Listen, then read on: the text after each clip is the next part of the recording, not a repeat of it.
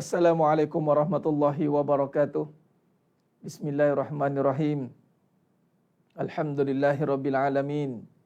Wa bihi nasta'in ala umuri dunya waddin. Ashhadu an la ilaha illallah wahdahu la syarikalah. Wa ashhadu anna Muhammadan abduhu wa rasuluh. Allahumma salli ala Muhammad wa ala ali Muhammad. Rabbi yasir wa la tu'asir wa bitammim bil khair. Rabbi shrah li sadri wa yassir li amri wahlul 'uqdatam min lisani yafqahu qawli. Allahumma iftah alaina hikmataka wanshur alaina min khazaini rahmatika ya arhamar rahimin. Wallahu alladzi la ilaha illa huwa alimul ghaibi wasyahadah war rahmanur rahim. Wallahu alladzi la ilaha illa hu al malikul quddusus salamul mu'minul muhaiminul azizul jabbarul mutakabbir. Subhanallah ya amma yusyrikun. Wallahu al-khaliqul bari'ul musawwiru lahul asma'ul husna. Yusabbihu lahu ma fis samawati wal ardi wa huwal azizul hakim. Wala haula wala quwwata illa billahil aliyyil azim. Wala manja minallah illa ilaihi amma ba'du. Sidang jemaah yang dimuliakan Allah Subhanahu wa taala, para ejen-ejen kebenaran yang telah bersiaran bersama dengan saya pada malam ini. Para jemaah yang dimuliakan, para tetamu-tetamu yang telah dijemput hadir ke majlis ilmu secara online ini, moga-moga kita semua tergolong dalam golongan hamba-hambanya yang benar-benar bersyukur.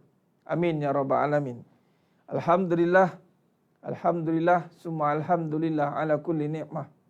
Pertama mula dan selama-lamanya merafakkan setinggi-tinggi kesyukuran kehadrat Allah Azza wa Jalla di atas segala kurnia nikmat yang Allah berikan kepada kita hari ini, yang begitu banyak sehingga kan kita tidak terhitung satu persatu nikmat yang Allah berikan.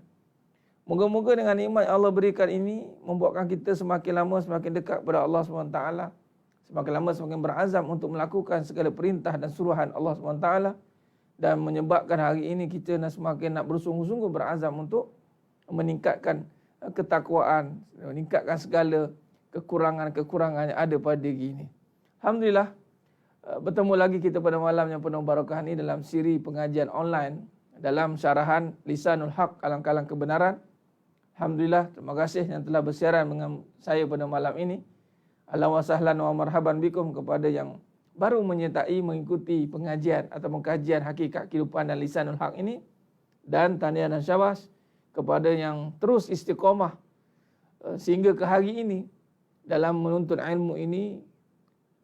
Sesungguhnya dalam kita menuntut ilmu ini tiada sebenarnya pengakhiran. Sehinggalah kita kembali bertemu dengan Allah Azza wa Jalla. Apatah lagi tentang kehidupan ini. Banyak persoalan-persoalan yang kita nak rungkaikan satu persatu. Baik, alhamdulillah. Terima kasih kepada yang telah share. Alhamdulillah yang telah sebarkan, bantu sebarkan ejen-ejen kebenaran kita. Like and share. Biar ramai lagi, insya-Allah, mudah-mudahan Allah bukakan pintu hati mereka, jalan-jalan mereka untuk memahami akan erti kehidupan sebenar melalui kajian ilmu ini. Alhamdulillah, yang belum share, bantu share. Yang belum aktifkan notification, sila aktifkan supaya lepas ni kuliah kita ini mampu kita jalani dengan baik tanpa tertinggal walau satu pun slot ataupun tajuknya. InsyaAllah, alhamdulillah. Jadi sebelum kita meneruskan kajian ilmu kita pada malam yang penuh barakah ni, yang pertama macam biasa, perbetulkan niat. Niat semata-mata untuk mencari ridha Allah, untuk mendapat kefahaman. Mudah-mudahan dengan kefahaman itulah menambahkan kenikmatan dalam beramal, insya-Allah. Dan alhamdulillah, baik, bagi memberkati lagi majlis kita pada malam yang penuh barakah ni, mari kita sama-sama mulakan dengan membaca Ummul Kitab Al-Fatihah. A'udzubillahi minasyaitonir rajim. Bismillahirrahmanirrahim. Alhamdulillahi rabbil alamin. Ar-Rahmanir Rahim. Maliki yaumiddin. Iyyaka na'budu wa iyyaka nasta'in. اهدنا الصراط المستقيم صراط الذين أنعمت عليهم غير المغضوب عليهم ولا الضالين آمين. Allahumma salli ala Muhammad wa ala ali Muhammad. Allahumma salli ala Muhammad wa ala ali Muhammad. Allahumma salli ala Muhammad wa ala ali Muhammad. Bismillahi ma syaa Allah la yasukul khaira illa Allah. Bismillahi ma syaa Allah la yasrifu su'a illa Allah. Bismillahi ma syaa Allah ma kana min ni'matin fa min Allah. Bismillahi ma syaa Allah la ya'ti bil hasanati illa Allah. Bismillahi ma syaa Allah la haula wa la quwwata illa billahil aliyyil azim. Alhamdulillah, alhamdulillah. Meneruskan kajian ilmu kita pada malam yang penuh barakah ini, insya-Allah. Alhamdulillah kepada yang dah bersiaran, bersedia untuk kita meneruskan kajian ilmu kita pada malam yang penuh barakah ini. Dalam kita nak mendalami tentang, semalam kita dah sentuh tentang bermulanya dengan nama Allah. Bermula kalam dengan nama Allah. Baik, mari kita buat ulang kaji sebelum kita meneruskan kajian kita pada malam ini, yang mana kita akan menyentuh tentang perasaan, keadaan, pengaruh perasaan dan keadaan pada kalam. Pada kalam. Apa pengaruh? Sejauh mana dia boleh mempengaruhi kalam kita ini? Baik, jadi sidang jemaah yang muliakan Allah Subhanahu Wa Taala. Alhamdulillah. Alhamdulillah. Suka kiranya saya melakukan ataupun mengulang kaji. Kita suka buat ulang kaji, ulang-ulang. Sebab biar lekat. Fazakir fa inna zikra tanfa'ul mu'minin. Kita ulang dan ulang dan ulang. InsyaAllah. Moga-moga ada manfaatnya, insyaAllah. Moga-moga ada manfaatnya, insyaAllah.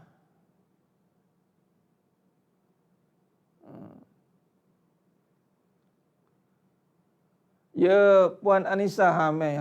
Sekarang tengah saya tanya ni. Mula dah ada soalan ni. Apa cerita? Apa cerita? Apa masalah? Dia semalam saya bertanya, apa masalah? Apa cerita ni? Cepat tanya. Apa isunya? Tak pernah baca, tak pun maybe komen tak naik. Sekarang ni saya tengah baca. Apa cerita? Cerita sikit. Apa isu yang sedang membelenggu ni? Yang begitu membuatkan satu kenyataan. Tak pernah baca pun. Apa cerita? Cepat. Saya tengah baca, saya tunggu. Allahumma salli ala Muhammad wa ala ali Muhammad. Apa soalan-soalan semalam yang ditanya tu? Dalam kita bertanya, ini pun ada 1000 lebih komen. Tak semua saya akan baca. Allah takdirkan yang mana. Ni sebab tu didik kita untuk Allah Ta'ala yang menjawab melalui ilmunya, kalamnya. Kadang-kadang kita nak cepat nak dapat jawapan. Mungkin kita terdesak mungkin, tapi tak apa. Dalam kita mencari jawapan kehidupan daripada persoalan dan permasalahan ni, dia bukan cepat atau lambat dijawab. Persoalannya sejauh mana keadaan kita sewaktu berhadapan dengan masalah dan situasi itu. Kadang-kadang soalan tu tak terjawab pun. Tak terjawab. Tapi apabila keadaan kita mula berubah. Kita mula berubah. Innallaha la yughayyiru ma biqaumin hatta yughayyiru ma bi anfusihim. Allah takkan ubah keadaan suatu itu, nasib satu kaum itu, melainkan dirinya mengubah. Apa maksud Allah takkan ubah? Maknanya bukan makna Allah tak boleh ubah, tapi Allah dah setting dah elok-elok dah. Tapi kita yang berubah perangai. Daripada elok tak elok, daripada ingat lupa, daripada taat deraka. Itu maksudnya. Bukannya Allah tak boleh ubah. Allah tak boleh ubah, melainkan kita yang kena ubah diri kita sendiri. Tak, kita yang berubah. Jadi maknanya kadang-kadang persoalan tu masih wujud. Tapi kita ubah diri kita ini kembali taat. Susun balik kita punya skedul amalan kita. Kita susun balik kefahaman. Lambat laun, masalah itu akan boleh kita atasi sebenarnya. Allahumma salli ala Muhammad wa ala ali Muhammad. Mana Puan Anissa? Hilang. Mana soalan dia dulu? Saya tumpu pada soalan Puan Anissa ni. Saya ada nak tanya tapi dah semalas-malas saya nak bertanya Ustaz. Tak pernah baca. Cepat. Mana soalan dia? Minta soalan. Ya Tuan Syafiq Farhan, sejauh manakah kita dalam ujian? Sejauh mana? Sejauh mana? Sejauh mana itu ukuran atau bagaimana? Ataupun soalan apa? Sampai bila ujian ini berlaku? Rujuk balik pada perbincangan hakikat ujian dan masalah. Ujian itu kehidupan. Kehidupan itu ujian. Kalau tanya sejauh mana kita dalam ujian, selagi hayat di kandung badan. Itulah. Selagi hayat di kandung badan, lagi itulah ujian bertalik arus akan datang. Ujian ni susah dan senang. Maka dalam kehidupan ni ada susah, ada senang. Ada susah, ada senang. Selagi mana ada susah, selagi itu ada senang. Selagi mana ada senang, selagi itu ada susah. Maka itulah ujian. Jadi nak tanya sejauh mana, maka sejauh nafas kita lah. Mana setakat mana boleh pergi, setakat itulah nafas kita, maka setakat itulah ujiannya. Habis nafas, habis. Habislah ujian. Baik, selagi bernyawa, selagi hayat di kandung badan. Cuma persoalan Tuan Syafiq ni maksudnya, sejauh manakah kita nak memahami ujian itu? Faham. Sejauh manakah kesan ujian ini Ustaz dalam kehidupan? Baik, ni yang kita akan sentuh bab kalam ni. Pengaruh keadaan dan perasaan. Tak ada. Tengok. Bila saya tanya, tak naik pula soalan.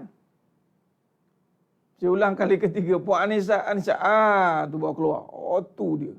Apa soalannya?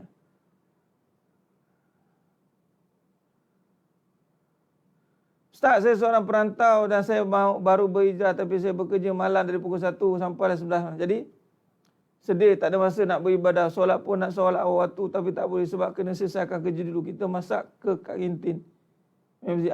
Apa saya berdosa? Dan solat awal waktu, kadang zuhur nak masuk, asar dah, maghrib pun dah. Baik, sekarang ni, soalannya adalah, adakah berdosa kerana melambatkan solat? Itu soalan dia. Melambatkan solat kerana apa? Kerja yang datang kemudian. Adakah solat dulu atau kerja dulu? Kau tanya. Perantau dan saya baru berhijrah. Sekarang ni, pertama kena fahamlah Puan Anissa. Sebelum kita dapat semua perbuatan yang ada atas muka bumi ni, semuanya bermula satu je perbuatan, solat. Jadi kalau kerja kita mula menghalang kita untuk solat, maka kerja itu perlu dipertimbangkan semula. Atau kita kena sentiasa berharap rasa bersalah. Memanglah rasa berdosa, berdosalah. Takkanlah rasa tak berdosa, tak apa. Kalau tak apa sekarang. Kalau saya jawab, tak apa Puan Anissa. Yang penting solat. Lalas sekali? Lalas sekali? Agak-agak nak jaga tak solat awal tu? Tak. Sebab alasan. Cuma kalau kita bagi alasan masuk kerja lambat. Saya tak bolehlah asyik masuk kerja lambat. Saya tak bolehlah sebab masuk kerja lambat. Rumah saya jauh. Saya tak bolehlah masuk awal tuan. Lalu bos kata, kamu nak kerja ke tak nak? Itu je soalan bos. Kalau kamu tak nak kerja, cara kerja buat kerja-kerja. Cara tak kerja berhenti. Ramai lagi orang nak kerja. Kalau asyik bagi alasan je, itu maksudnya Puan Anissa. Jadi jangan cari alasan. Tapi carilah jalan untuk Allah keluarkan daripada situasi itu. Tanda Allah redha atas kita, Allah mudahkan kita untuk beribadat.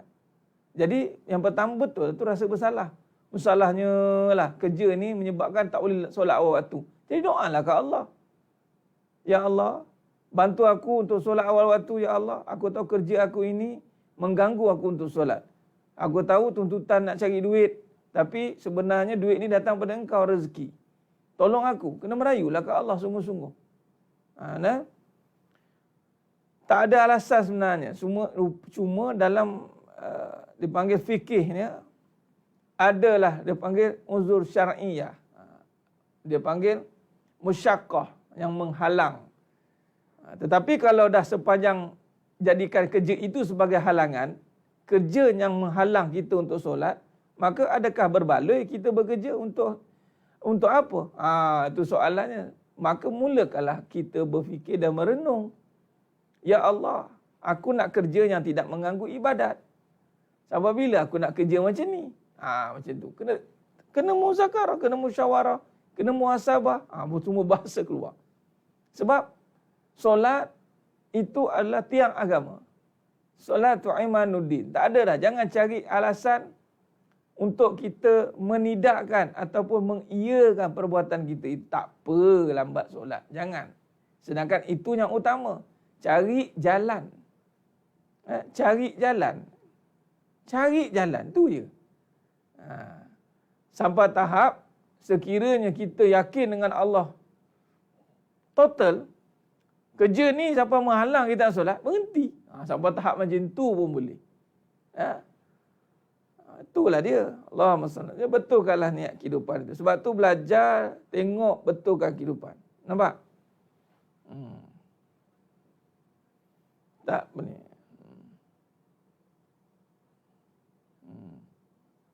Orang nak tanya itu je. Jadi kalau soalan itu tidak menjadi satu benda yang berat, tidak perlulah diberbesar-besarkan soalan tu, betul tidak?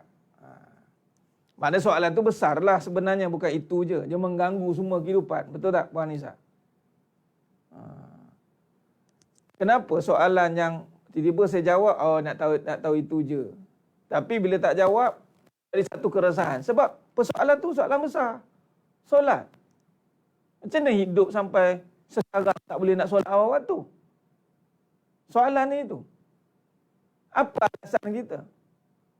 Alasan kita kerja? Alasan kita apa? Apa alasan kita jawab depan Allah Ta'ala? Ini bukan soalan kecil tu. Itu persoalan besar sebenarnya. Sebab tu Allah buat wanita tak sabar. Ni mana? Ustaz ni tak jawab ni mana? Ni tak jawab ni. Bila dia jawab, nak tanya itu je.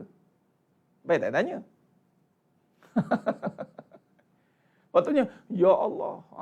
Dia nampak satu sentakan. Ya Allah, aku kena berazam ni. Macam mana cari jalan ni? Allahumma salli ala Muhammad wa ala. Okey. Signal. Allahumma salli ala Muhammad wa ala Muhammad.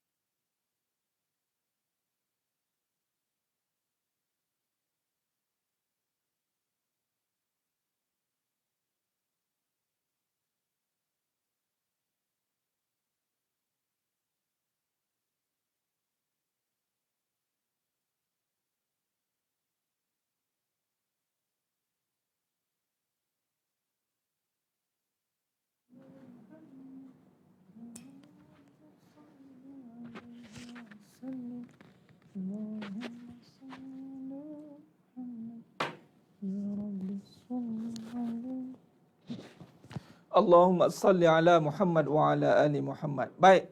Jadi Puan Anissa. Puan Anissa. Nak bagi tahu mai habaq mai. Dan semua yang mendengar ini. Bagus soalan tu. Baik, sekarang ni saya nak cerita pengalaman kebenaran. Ni. Dalam kita menyusun kehidupan, itu yang utama adalah ibadat. Bukan adat. Bukannya lain selain pada ibadat. Itu nombor satu. Ibadat yang utama itu solat. Kalau syariat, solat. Baru yang lain-lain akan ada. Cuma sejauh mana kita yakin untuk menegakkan solat, itu tergantung kepada kefahaman kita tentang iman dan kehidupan. Baik. Dalam satu cerita, siapa tu? Saya lah. Allah takdirkan saya, dulu ni cerita lama lah benda cerita ni. Kerja dengan tempat yang susah untuk ibadat tadi. Shift. Ada shift. Lepas habis SPM ni cerita lama ni. Tapi nak cerita habis SPM, kita sekolah agama kan. Sebab tu saya tekankan juga mana-mana yang ada anak-anak. Sekolah agama menengah ni asas. Sekolah menengah ni kena, tak nak dia masuk sekolah menengah agama. Dia kena asas. Sebab sekolah menengah ni akan penentu dia sambung Azhar ke tidak ke ataupun mana-mana tempat. Yang penting dia kena ada asas sekolah agama. Baik, saya habis sekolah menengah agama, Samtas. Sementara tunggu result SPM, apa saya buat? Saya part time kerja. Kerja di satu restoran, masakan restoran segera. Fast food. Nak jadi cerita, restoran itu memang tak kira solat. Even orang Islam kat dalam tu pun ketika saya masuk, saya tanya surah mana. Dia pun tak tahu surah kat mana. kat tempat tu. Apa yang saya buat adalah bos dia pun bukan orang Islam, orang Cina. Apa yang saya buat adalah, saya cakap aku tak kira. Aku nak solat. Aku kerja dengan Allah. Bukan kerja dengan orang. Jadi waktu solat, saya tinggalkan je. Atas sebab ketegasan itu, menyebabkan bos tadi, dia tahu dah waktu solat saya akan tinggalkan. Jadi dia ingatkan saya waktu solat. Daripada dia tinggalkan saya macam tu, dan dia cover. Dan yang paling kritikal solat Jumaat. Dia bagi saya pukul 12 masuk. Pukul 12 timing. Saya masuk pukul 3.30. Lepas habis solat. Saya cakap apa? Nak ambil saya ambil, tak nak ambil sudah saya cakap. Tapi kerana kita kerja itu dengan yakin dengan Allah, maka dia dahlah kerja masih maintain, dia tukar jadual pukul 3. Dan dia naik pangkat jadi satu pangkat lain.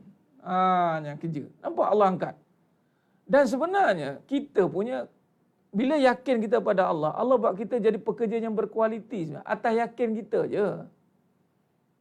Kita nak ikut. Ni pengaruh perasaan dan keadaan dalam kalam dan juga perbuatan.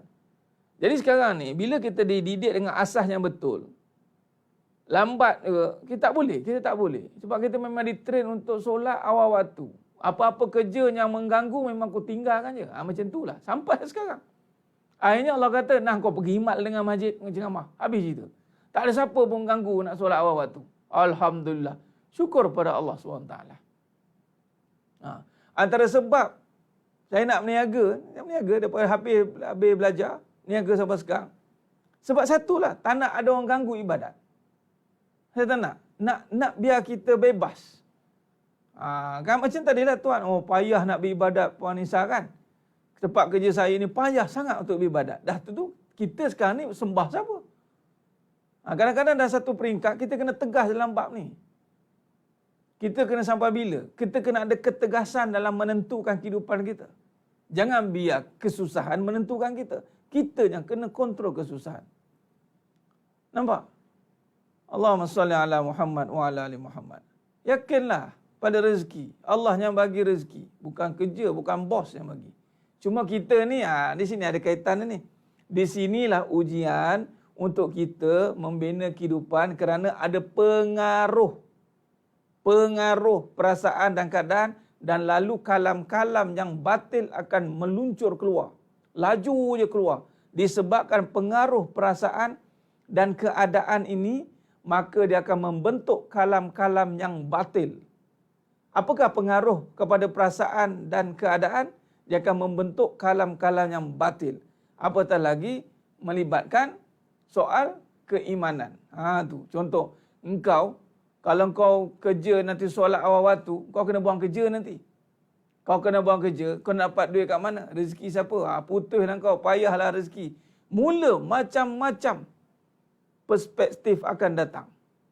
Sebab tu kadang-kadang orang yang terlampau terkesan dengan perasaan dan keadaan ini mampu melakukan kemungkaran.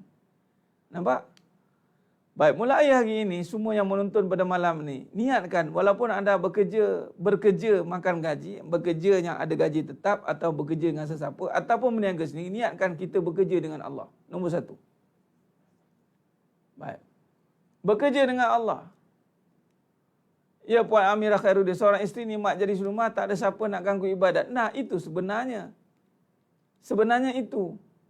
Dan itulah kemuliaan. Yakin pada Allah, bekerjalah dengan yakin, yakinlah dengan Allah. Baik. Mulai hari ini semua yang menonton, pertama, bekerja dengan Allah. Siapa kita punya bos? Allah. Siapa bayar gaji? Allah. Bukannya bos.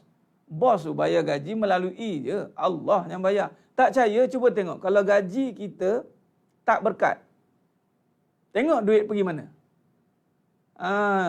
Bila Allah bayar kita tapi bayar dengan muka, duit kita habis tak mana-mana pergi. Dia panggil hilang keberkatan. Hilang keberkatan ni kita bekerja tapi penuh dengan kegelisahan, tak puas hati, macam-macam benda yang berlaku. Tak boleh. Niat buat kerja dengan Allah. Niat bekerja terus dengan Allah. Puan hati, niat bekerja dengan Allah.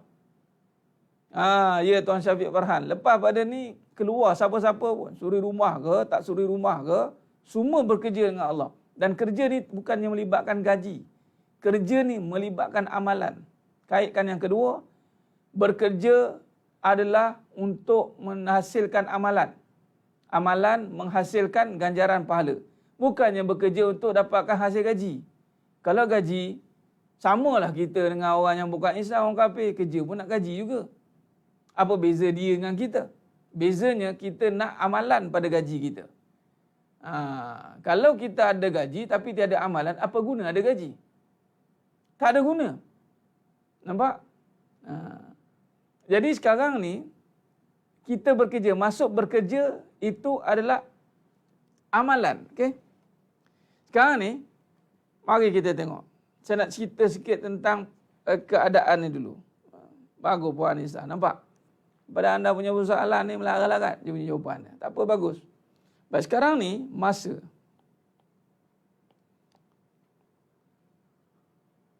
Hakikat masa. Saya dah sentuh dalam ni dalam perbahasan tentang masa. Masa ni nyawa. Demi masa. Sesungguhnya manusia ini kerugian. Rugi ni sebab buang masa. Nyawanya, umurnya tidak beriman. Illa lazina amanu. Kecuali orang yang beriman. Baik. Jadi Allah bagi masa yang dinamakan bagi umur. Allah bagi umur ni, umur sama dengan amal. Umur kena sama dengan amal. Amal ini sama dengan, kalau bahasa dia adalah bekerja. Atau beramal. Jadi umur, masa itu adalah untuk beramal. Nampak? Bila kata beramal, amal, sebuah amal ni ya bekerja. Maka solat itu adalah pekerjaan kita. Solat ni satu pekerjaan. Bukan dah tak ada kerja baru solat. Solat ni satu pekerjaan. Betul kan? Nampak? Kita relevan kan? Benar Puan Siti Zabidah. Sebab tu saya tanya tadi Puan Nisa dia petik macam tu. Saya nampak Allah gerakkan lah. Sebab nak matchkan dengan tajuk kita malam ini. Pengaruh perasaan dan keadaan pada kalam. Dan kalam ni datang dari mana? Hati lah. Baik, sekarang ni solat ini kan amalan utama. Jadi amalan ni apa tadi? Mari kita kadang-kadang akal kita ni terpengaruh dengan perkataan yang berbeza. Padahal sama je. Contoh, bekerja, kerja. Kerja itu amal lah. Cuma kita tengok kerja ni duit. Amal, pahala katanya. Kalau ada pahala. Kerja ni bahasa Melayu, bahasa Arabnya amal, perbuatan. Kerja ni perbuatan, amal ni perbuatan. Perbuatan kita bukan untuk duit, perbuatan kita untuk pahala. Jadi tujuan dapat duit sebab nak cari pahala. Betul? Sekarang ni, jadikan terus, kerja tu adalah amal. Jadi sekarang ni, umur kita, ulang balik, sama dengan amal. Amal kita yang utama itu adalah solat. Amal, syariat. Bila sebut amal, syariat. Solat. Bila solat, ini pekerjaan. Ini punch-card pertama. Pukul berapa? Pukul 5.58 AM. Dah masuk kerja lah. Dah masuk kerja lah. Khidmat macam mana pula Ustaz? Khidmat tu tenaga yang digunakan untuk beramal. Khidmat. Sama. Amal itu perbuatan. Khidmat itu pengisian. Jadi khidmat itu pengisiannya. Cuma khidmat ni kita nampak kepada serve. Memudahkan urusan, membantu guru, membantu mak ayah, membantu suami. Nampak? Jadi sekarang ni solat dah masuk pasukan. Solat lagi, kerja lagi. Apa dia Zuhur 1:12 PM. Tengah-tengah ni masaklah. Kamu kata nak masak, masak kat sini. Kerja juga, amal juga. Sebab yang utama solat. Solat. Solat lagi. Apa dia? Asar. 4 berapa? 16. Apa kerja sini? Amal juga. Jadi next. Solat lagi. Ini semua kerja. 7:16. 7:12. 16 sekarang maghrib.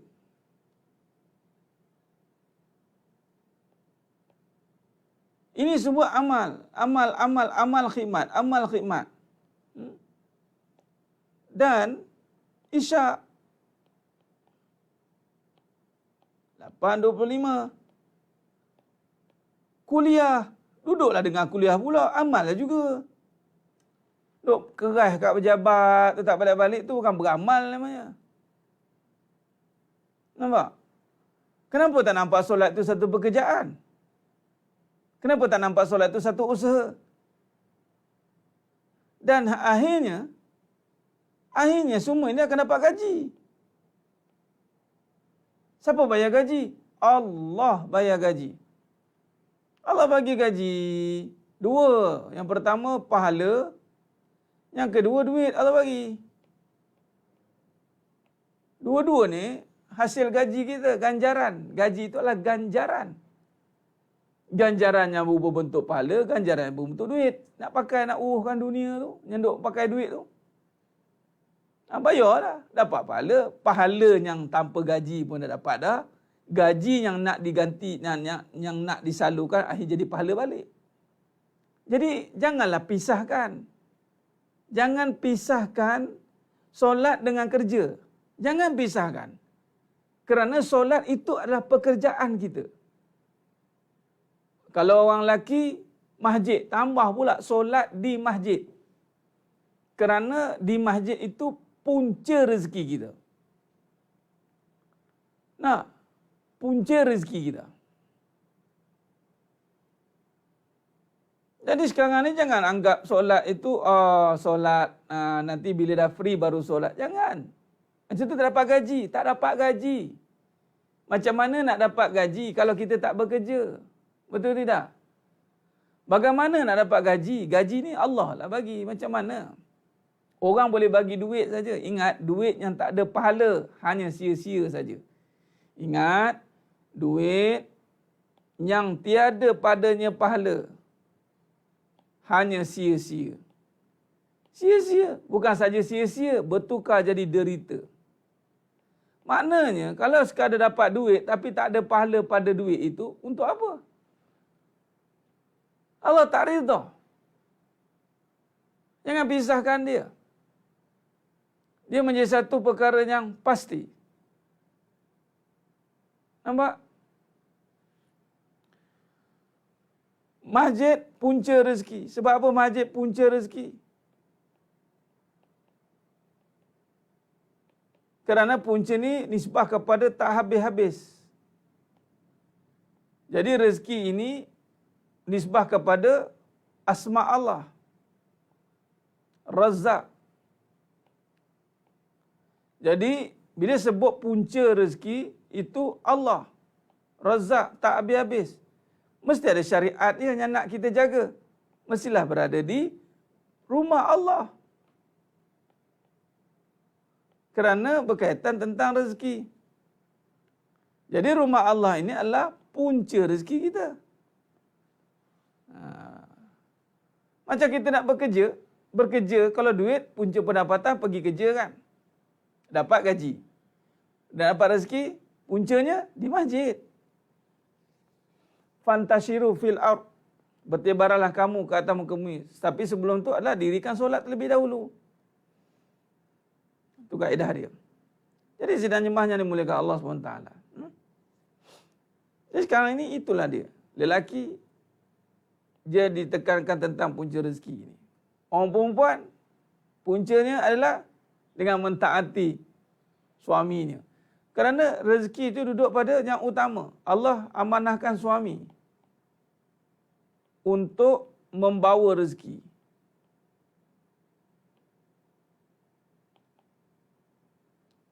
Bawa tau, bukan isteri ya. Suami ni sebab dia yang diamanahkan. Jadi isteri taatlah kepada pembawa ini. Sekarang ganggu rezeki kan. Bukan dia yang kena cari rezeki sendiri. Tak.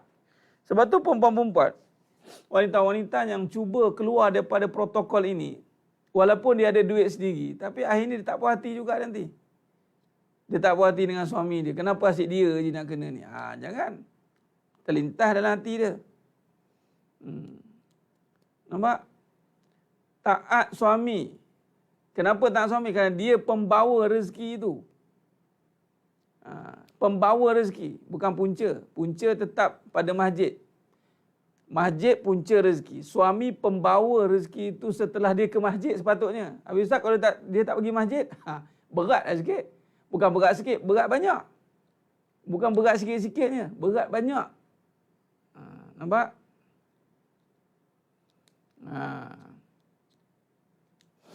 Allahumma salli ala Muhammad wa ala ali Muhammad.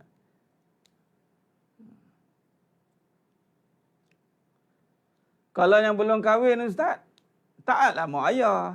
Sama, mak ayah lah. Suami pula berkhidmat dengan mak ayahnya.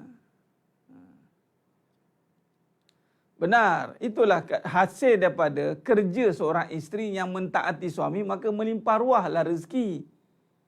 Allah bayar gaji pada isteri yang solehah. Tapi sekarang isteri solehah je tak glamour. Sebab apa? Tak ada duit. Alah Ustaz, macam mana kita orang, iyalah suami pun tak bertanggungjawab. Dia kalau itu soalan dia berbalas-balas lah.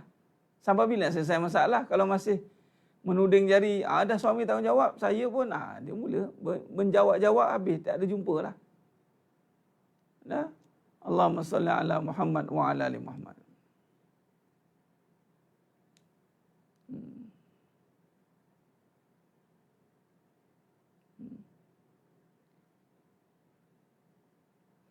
Baik, jadi sidang jemaah yang dimuliakan Allah SWT.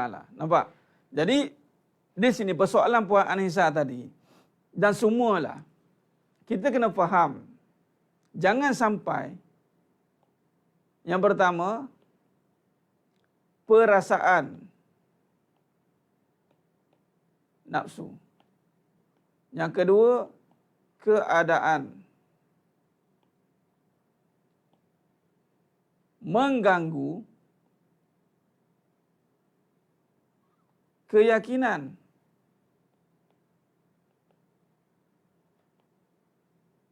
Yang mana keyakinan ini sebenarnya tidak tergantung pada keadaan, keyakinan tidak tergantung pada perasaan. Tidak. Bila keyakinan ini terganggu, maka keluarlah kalam yang ragu. Kerana kalam yang ragu ini, alladzi yuwaswisu fi sudurin nas, was-was. Was-was ini memang akan menghasilkan kata-kata yang membimbangkan. Kenapa kata-kata membimbangkan ini keluar? Kerana hatinya itu ada was-was. Kenapa hati ada was-was, Ustaz? Kerana hatinya sudah terpengaruh dengan perasaan ataupun nafsu. Hati dan keadaan. Hati, jiwa, qalbu. Baik. Satu, hati atau jiwa yang bersih, yang bercahaya. Kedua, jiwa yang gelap. Baik.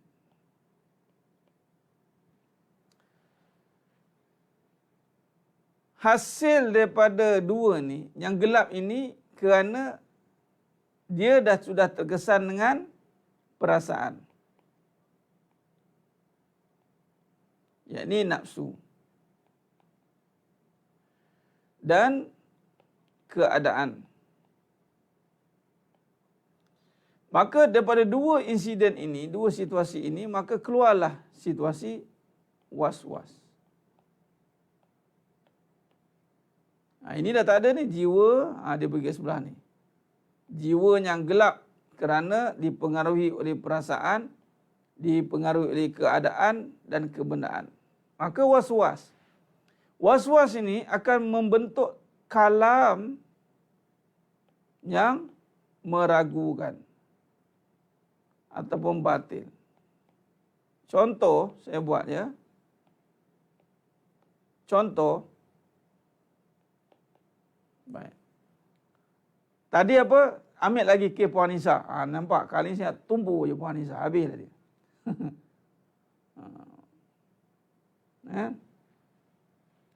Baik. Itu tajuk lain nanti Puan Tuan lihat saya pandangan ain. Ain ni pandangan mata. Pandangan ain nanti. Baik. Sekarang ni cuba tengok. Yang pertama, kalau kita lihat kalamnya ragu dan batil ini, pengaruh apa tadi? Keadaan apa? Bekerja. Nampak?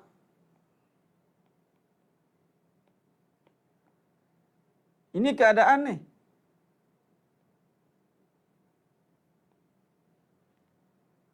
Yang kedua, kalau lihat perasaan terganggu. Kenapa perasaan terganggu? Sebab keadaan telah menguasai dia. Maka nafsunya akan menjadi yang utama. Apa maksud nafsu utama? Bila nafsu utama, maka ibadat nombor 2 lah. Sebab tu ibadat tu boleh jadi lambat. Walaupun kita kata bekerja, tapi kenapa keadaan itu dibenarkan? Kenapa ni? Sebab tadilah apabila keadaan kalam-kalam ini atau hatinya sudah terperangkap dengan keadaan ini dan perasaannya sudah dipengaruhi oleh nafsu, yang mana nafsu ni apa? Nafsu cerita bab apa? Ingat lagi tak? Nafsu cerita bab apa? Kebendaan. Duit. Kebendaan. Kan? Alah, yelah kerja pun nak makan duit juga Ustaz. Jadi, yang duit itu nak pakai itulah menyebabkan akhirnya perasaan dia terganggu, keadaan dia itu menguasai dia. Lalu dia pun, padahal iman, yang mana Puan Anisa tadi, dia dah mula rasa sebersalah itu sebab iman dia masih ada. Ni. Cahaya iman ni masih ada. Sebab tu sehingga Ustaz, mana ni Ustaz? Saya ni, rasa tak selesa lah. Sampai bila saya nak kerja macam ni? Ada lagi cahaya tapi hampir-hampir padam. Tup, pum. Padam. Bila padam, datanglah. Tak apalah. Yang penting kita solat. Ya. Keluarlah kalam batil. Yang mengatakan bahawa tak apalah, bekerja pun satu tuntutan. Nampak kan, kalau tak ada duit kan payah juga. Tak khusyuk solat kita nanti. Kau nak kat situ pula. Padahal kerja ni bukan itu je pun. Melambak lagi kerja ada kat atas muka bumi ni. Lainlah kalau itu je kerja, tak boleh tempat kerja lain. Kalau kerja tempat lain mati. Ni tak boleh. Saya kena kat sini je. Border saya tak boleh, situ je. Kalau itu lain nak cerita. Ini banyak lagi kerja atas muka bumi ni. Kalau tak ada kat Malaysia, pergi kat Zimbabwe. Puas saya kerja Ustaz. Tak jumpa. Pergi kat planet Marikh. Payah no. Ada 14 negeri. Ada negara yang banyak. Mana saja, pergi. Tu dia. Jadi jangan sampai keadaan, kebendaan, yang perasaan menghalang kita untuk berkata yang benar. Akhirnya kita takut nak mengatakan rezeki ni dari Allah. Nampak tak? Takut sehingga kita cakap, yelah. Nampak? Akhirnya, di mana statement rezeki dari Allah?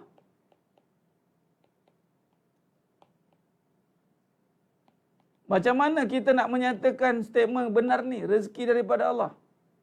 Tak mampu kita cakap. Sebab apa? Sebab keadaan, perasaan sudah mendominasi. Datang pula tanya, Puan Anissa tadi tanya, Ustaz macam mana? Saya pula jawab, kalau dah tak boleh, tinggalkan. Kena macam tu. Alamak, selama ni tanya, boleh lebih kurang, tak apalah, bolehlah, asalkan yang penting, asalkan yang penting. Dah lama sekali tak anggap berat. Biar bekerja kalut dengan solat, insyaAllah berkat. Benar, Tuan Azman. Kali ni biar kita kalut terkejar-kejar untuk panjkat solat. Saya imam masih belum malak lagi tu, sebab tu masih stay kerja dan solat dilambat-lambatkan. Ya, Tuan. Dan Puan Anissa ni, ialah terkesan lah dia. Walaupun dia lambat, tapi dia dah rasa dah salah kan. Serba salah. Mana salah lah tu? Sedih tak nak padan saya tu, kalau boleh habiskan masa untuk ibadat. Bukan habis masa untuk ibadat. Bukan habis masa untuk ibadat. Masa memang untuk ibadat. Bukan habis pun. Ada orang kata kalau boleh nak habis masa ibadat. Habis tu habis masa untuk ibadat untuk apa? Duk tikar sejadah je ke? Nah, kena faham. Ibadat ni memang ibadah seluruh hidup kita itu memang untuk ibadah. Bukan habis masa dah. Sampai habis nyawa kita beribadat. Tak ada kira dah.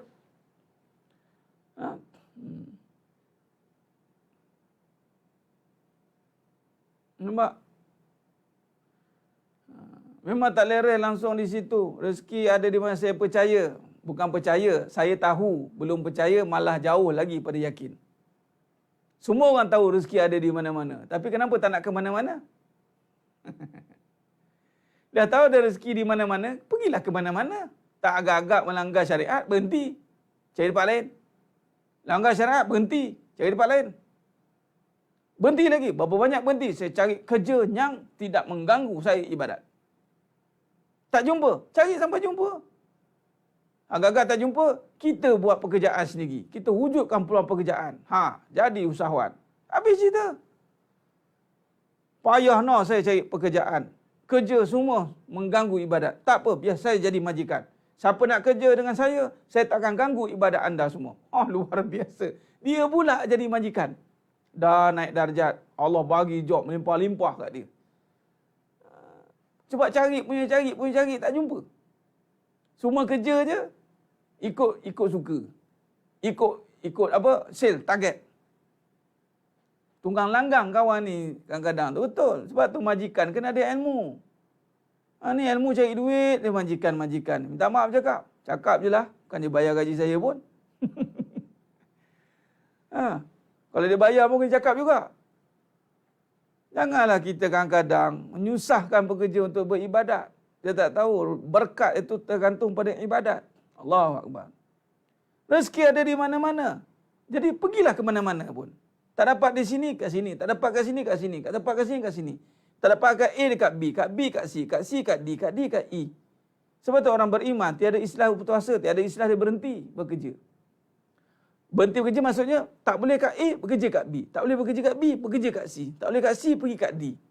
Apa yang dia cari? Dia cari pekerjaan yang tidak mengganggu ibadat dia. Terserah. Tergantung tanya iman. Tepuk dada tanya iman. Iman mantap, silakan. Agak-agak goyang, duduklah. Itulah. Macam mana? Jika isteri bekerja dengan suami majikan. Baguslah suami majikan. Yang jadi masalah, isteri majikan. Terbalik kot, terbalik kuah. Ulat dalam batu pun dijanjikan rezeki oleh Allah. Ini kau dengar orang-orang yang orientasi usaha ni marah dia. Apa ulat dalam batu nak dikaji samakan dengan kita? Kita ni bukan ulat katanya. Sudah. Dia jawab. Maknanya rezeki ni dah ditetapkan. Lalu kita manusia ini janganlah jadi perkara yang membuat kemungkaran. Usahalah dengan Allah ridha. Tu maksud dia.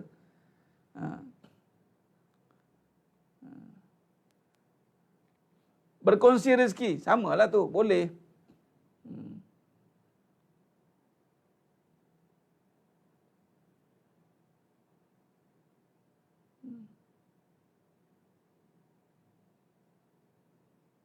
Masya Allah. Cikgu Nisa. Alhamdulillah.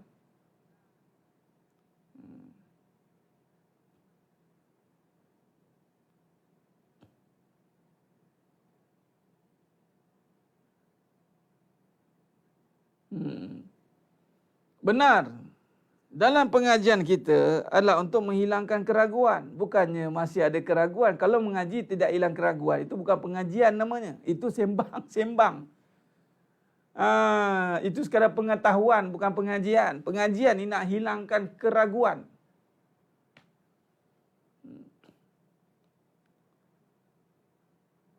Saya dah buktikan. Dan anda semua saya yakin, anda juga pernah membuktikan juga kuasa Allah ni. Saya buktikan. Sehingga walaupun majikan dia bukan orang Islam, orang Cina, tetap memberi penghormatan kepada kita. Dia sebenarnya dia akan cakap apa? Ini orang kuat semayang mah. Dia pun tahu. Cuma kita ni berprasangka dengan agama sendiri. Tak ada, kita sendiri je. Saya kena pergi, kena repair kereta dengan orang Cina. Kita pakai kopiah ni tak tanggal ni kopiah ni. Pakai baju macam ni. Dia siap cakap apa? Bos, you orang masjid lah. You orang masjid dalam tu kan? Yalah. Oh, bagus lah. Dia percaya pada kita. Sebab dia dalam bab religion ni, dia kadang-kadang tu, dia hormat. Dia hormat. Kita je yang kadang skeptikal, bersangka buruk dengan agama kita sendiri. Sebab kita tak mengamalkan agama, sebab tu kita bersangka buruk. Kan? Allahumma salli ala Muhammad wa ala alihi. Sebagai contoh, tempat tengah live sekarang ni, kita live di sekolah. Di studio, mini studio Smirnoff. Owner tempat ni Cina. Saya berusaha dengan Cina. Ownernya semua. Allahumma salli ala Muhammad.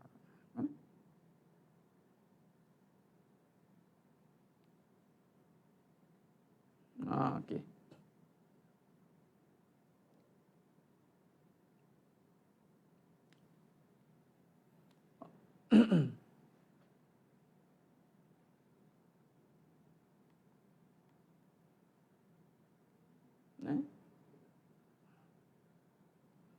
Tengah nak detect. Allahumma salli ala Muhammad wa ala alihi.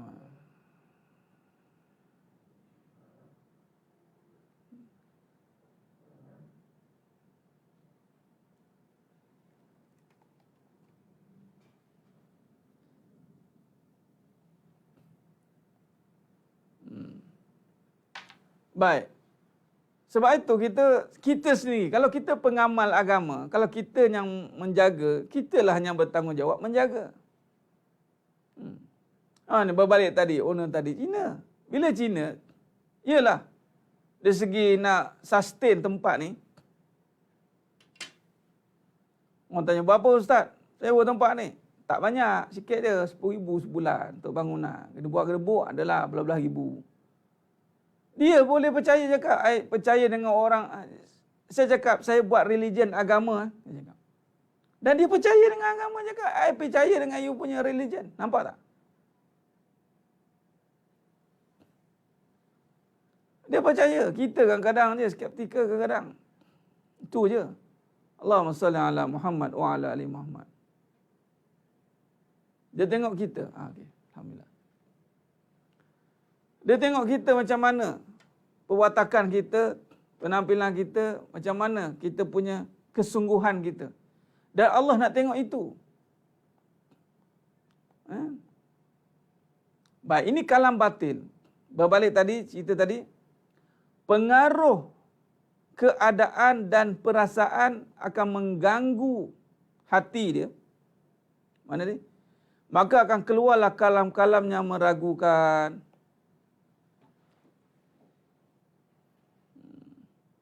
Nampak? Allahumma salli ala Muhammad wa ala ali Muhammad.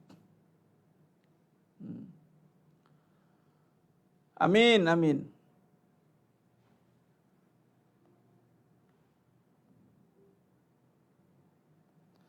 Baik, sekarang ni itu contoh. Bila kata kalam ini sebab terkesan. Apa kadang-kadang orang berkata benda-benda yang buruk, kalam buruk-buruk ini, kalam-kalam yang batil. Hasil daripada tadi hati yang ragu. dia mula ada keraguan. Dek kerana ditiupkan was-was pada jiwanya. Hati dia dah mula was-was sebenarnya. Maka kalamnya meragukan.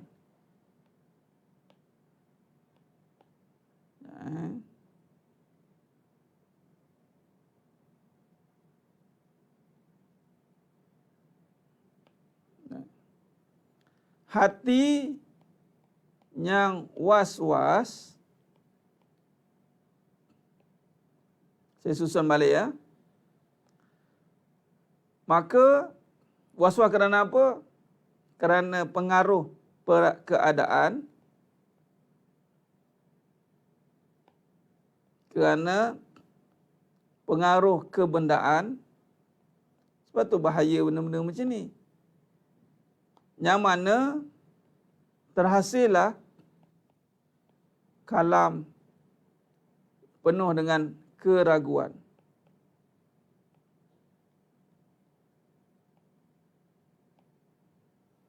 Ingat lagi tak ciri-ciri kalam keraguan ni apa? Kalam-kalam yang penuh dengan kalam batil ni, kalamnya yang pertama, sifatnya itu membimbangkan.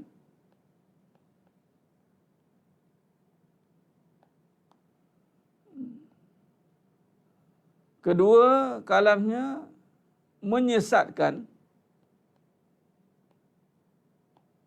Yang ketiga, berkurang keyakinan ataupun keraguan, meragukan.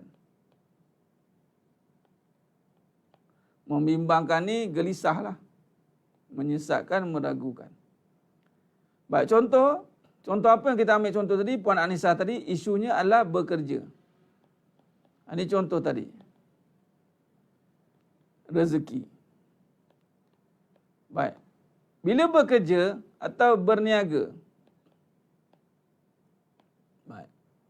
Sekarang ni manusia dia hanya menghukum pada keadaan dia dan kebendaan dia. Baik. Bila keadaan ini dan kebendaan ini digabungkan. Contoh, keadaan yang mendesak, susah. Kebendaan yang menjadi keutamaan. Apa dia? Income. Duit. Maka bila ini menjadi orientasi dalam dia melihat, maka tengok apa kalam dia. Maka di sinilah keluarnya kalam kerja tadi. Nak buat macam mana? Keluarlah. Dia panggil alasan. Atau kalam-kalam yang keluar daripada percakapannya itu adalah kalam keraguan. Apa kalam keraguan ni?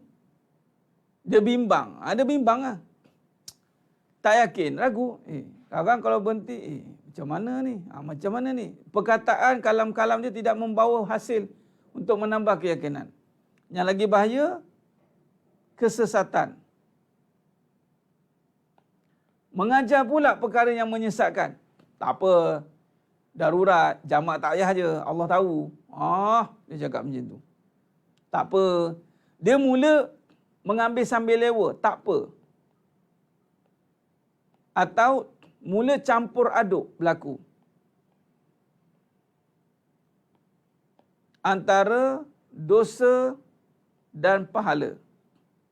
Campur. Cerita contoh ya. Saya cerita buat bisnes. Saya terbaca, saya tengok ada seorang tu tengah live. Rupa ramai juga tengok. Hebat. Hebat dari segi dia lah. Orang perempuan lah. Cerita jual baju. Baju adalah diselitnya telekung. Ceritalah buat rezeki. Ya cerita, kita tengok cerita. Bila turun kita kena lapang hati. Ini semua dari Allah. Bila naik, tak apa. Kita jangan marah. Kita kena sabar. Cakap elok lah. Tapi, bila kita tengok penampilan dia, aurat, out.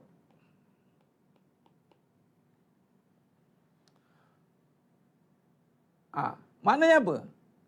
Makna dia kemungkinan dia terdesak ni. Ada desakan keadaan. Dah macam mana lah kita style katanya. Takkan nak tak ada style kan macam mana? Tak apalah, yang penting Allah tahu. Dah pula.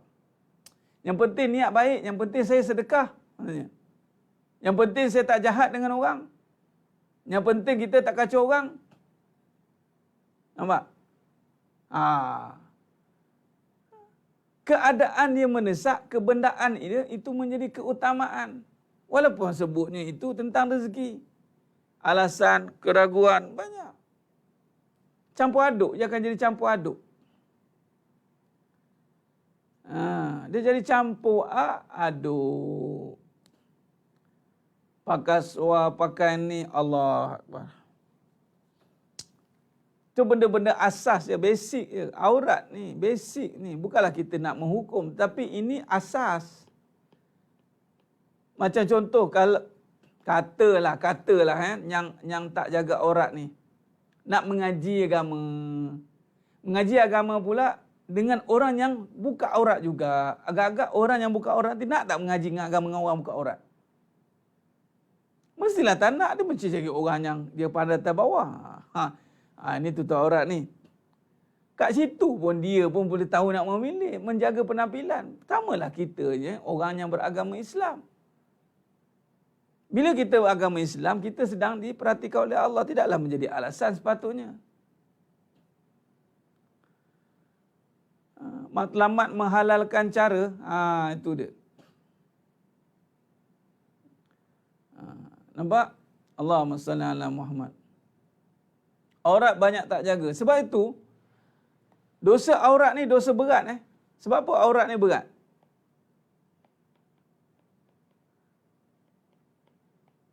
Sebab pertama, dia melibatkan ramai orang. Dia melibatkan ramai orang.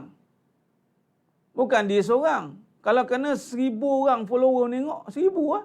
Kalau kena sekali view tu 5.4k. 5.4k pun tengok. Penyumbang kepada dosa. Satu. Kedua, ketika berpakaian begini, bukan sebab aurat tu yang menjadi isunya. Isunya dia tak ada rasa bersalah dengan mendedahkan hak Allah. Allah punya tu semua tu. Tak ada rasa bersalah. Dia tak pakai stokin, baju lengan biasa.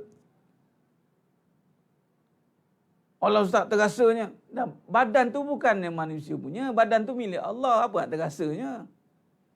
Bukannya kita buat sendiri, Allah buat. Lainlah kalau buat sendiri, badan, tangan buat sendiri, kaki buat sendiri. Lainlah. Ini Allah punya. Allah buatkan cantik-cantik, duk dia tayang-tayang. Untuk apa? Tapi cerita, anak tak solat boleh tak sebab teruk-teruk? Tak boleh. Kita tidak boleh menzalimi setengah itu, Tuan Ilyas. Dia kena ada kehalusan juga, kelembutan di dalam ketegasan. Tidak boleh. Islam tidak mendidik dengan cara kekerasan itu. Itu kekerasan. Tapi ketegasan dia, kekerasan tidak.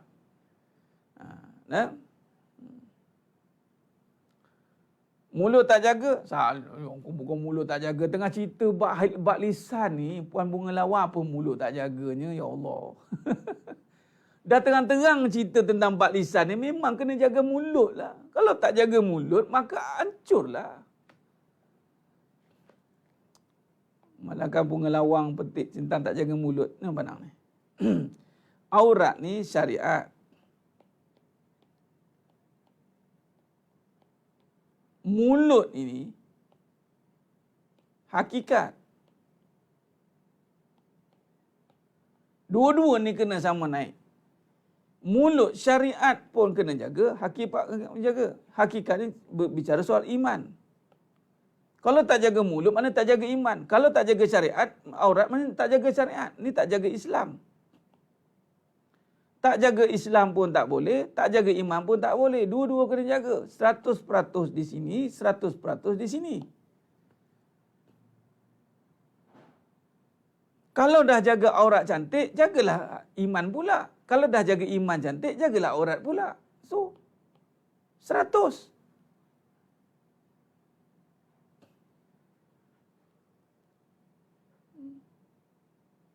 Tegas tidak semestinya kasar. Marah, ya. Tegas boleh jadi marah. Dan saya tegas dan saya akan marah. Saya akan marah. Anak-anak, isteri-isteri, semua. Memang kan, saya marah-marah sungguh. Saya tak ada marah main-main. Supaya dia orang tahu benda tu salah. Mana yang marah, marah betul-betul. Tapi kasar tidak. Kasar lain. Kasar ni, macam mulut lah. Mulut kasar. Betul. Mulut tak berlesin. Kasar. Cakap kasar. Lain. Itu je. Itu tak boleh. Marah, makna tegas tapi intonasi marah. Tu kena ada. Supaya dia tahu benda tu salah. Solat jangan lawat. Jangan lambat-lambat solat ya.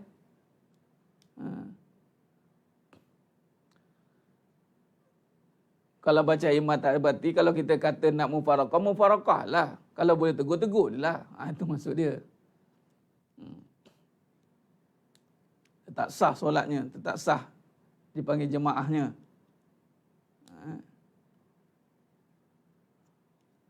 Iblis watching, Allah yang watching. Manusia yang menengok, Allah menengok. Cuba Tuan Ilyas. Allah yang menengok atau manusia yang menengok ni?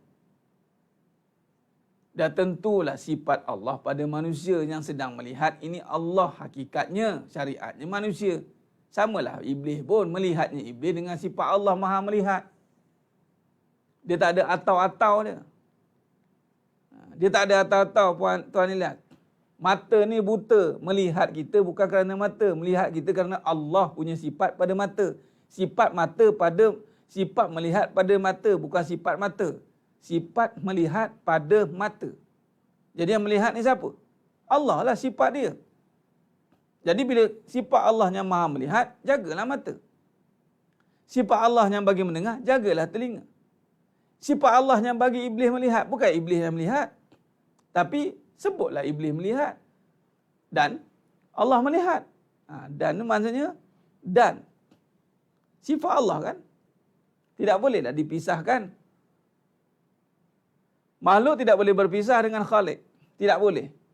Wala manja min Allah. Tidak boleh lari daripada Allah. Illa ilahi. Kena Allah. Tapi Allah boleh berpisah pada makhluk. Sebab Allah tidak perlukan makhluk. Itu kaedah dia. Allah boleh berpisah. Maksudnya Allah boleh qiyamuhu binafsi. Melihat Allah tanpa perlu mata. Mendengar Allah tanpa perlu telinga. Berkata-kata Allah tanpa perlu mulut. Sebab itu semua sifat makhluk. Tapi sifat makhluk, berkata-kata makhluk mesti dengan Allah. Melihat makhluk mesti dengan Allah. Mendengar makhluk mesti dengan Allah. Jadi iblis lihat dengan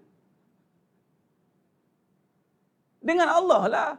Mana boleh iblis tengok dengan dia?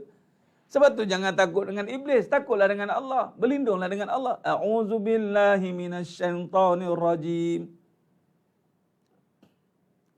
Datang dahlah rasa macam diperhati ada Allah. Bagus. Tuan Ilyas, itulah dipanggil ihsan. Memang itulah yang kita nak. Biar Allah is watching. Sekarang ni kita lebih takut hantu is watching. Lalu kat malam-malam, ada hantu ni. Ada Allah tak rasa. Ni keadaan. Ni contoh keadaan. Perasaan keadaan mempengaruhi iman. Sehingga bila jalan di suatu tempat, nampak ni. Ambil lah dia. Ada hantu tu. Ambil lah dia. Lebih takut hantu daripada Allah. Macam mana? Ini jadi masalahnya. Perasaan dan keadaan itu mula mengambil kekuatan iman kita. Hancur leburlah.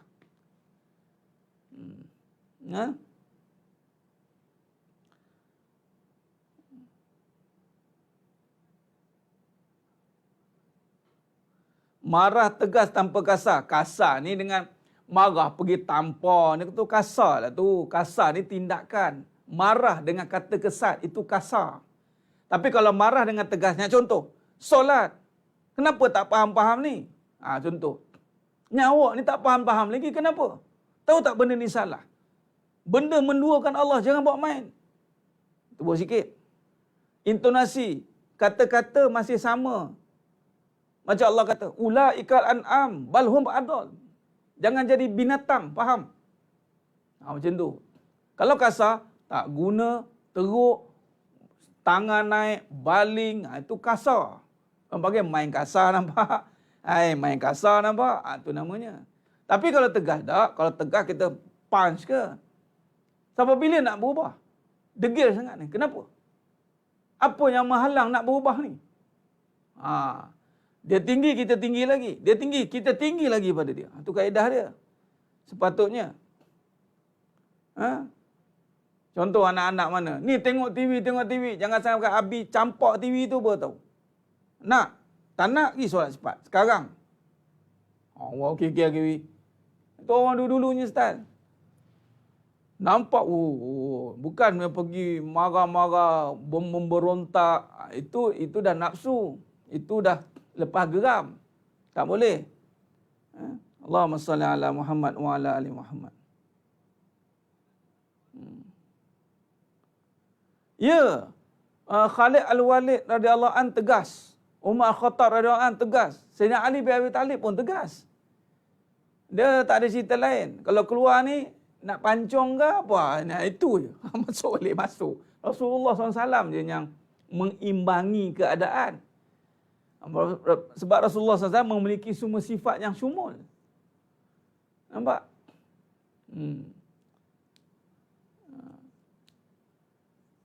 Allahumma salli ala Muhammad wa ala ali Muhammad.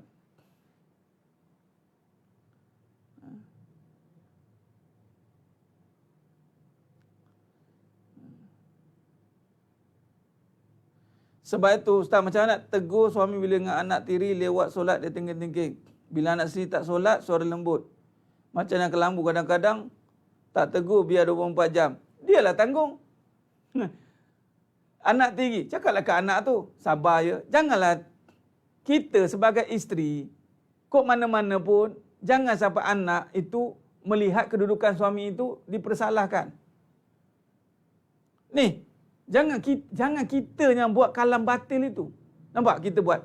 Anak tiri cakap lembut-lembut, anak sendiri cakap elok, anak tiri cakap marah-marah tergeng-geng. Tak payah keluarkan statement macam tu. Cakap dia kalau bapak tu marah anak tiri, kau dia bagi. Ada jenis macam tu tak? Ada jenis pula lantak kamu lah nak buat apa? Ada macam tu.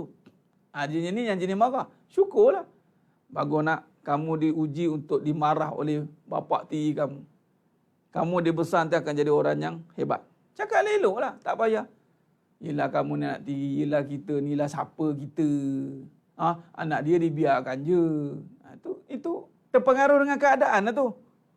Terpengaruh dengan keadaan, terancam perasaan sebab anak dia kena kacau. Anak tiri dia, bagi isteri tu pula, anak lelaki tu anak tiri lah. Dah mula. Tak apalah, sekarang dia suami. Nak tegur dia, tegur suami, tegurlah dengan cara awak isteri. Payah nak cakap kan, isteri ni macam-macam cara nak tegur suami sebenarnya. Tegurlah dengan cara hati yang lapang, hati yang ikhlas. Bukan tegur dengan tak puas hati. Dengan hati yang penuh dengan sifat batil tadi, dah terpengaruh dengan perasaan, dengan keadaan nak bercakap. Memang bergaduhlah. Cuba tanggalkan perasaan itu, tanggalkan keadaan itu, bercakap dari seorang isteri yang benar-benar nak bimbingan daripada seorang suami. Bang, nak cakap sikit. Apa dia? Sebenarnya, cakaplah elok. Tapi kalau kita pun dah terkesan dengan keadaan dan perasaan, tak boleh cakap eloknya. Sebab tu Nabi kata, diam je lah. Bergaduh jadinya. Jangan, pertama Puan Siti Nurul, jangan timbulkan profolik. Dia panggil. Jangan timbulkan provokasi itu. Walaupun kadang itu sedang diprovokasi oleh suami itu. Kita sebagai orang, bukanlah Puan Siti Nurul kot, orang lain lah. Mungkin. Kita jangan. Kitalah yang kena pertahankan diri kita supaya tidak terkesan dengan keadaan dan perasaan itu. Kemudian cuba pengaruhi anak itu balik. Pengaruh dia dengan berkata dengan yang hak. Jangan berkata yang batil macam ni. Yang itu batil tu. Menyebabkan keadaan tu lebih rosak nanti. Allahumma salli ala Muhammad wa ala ali Muhammad.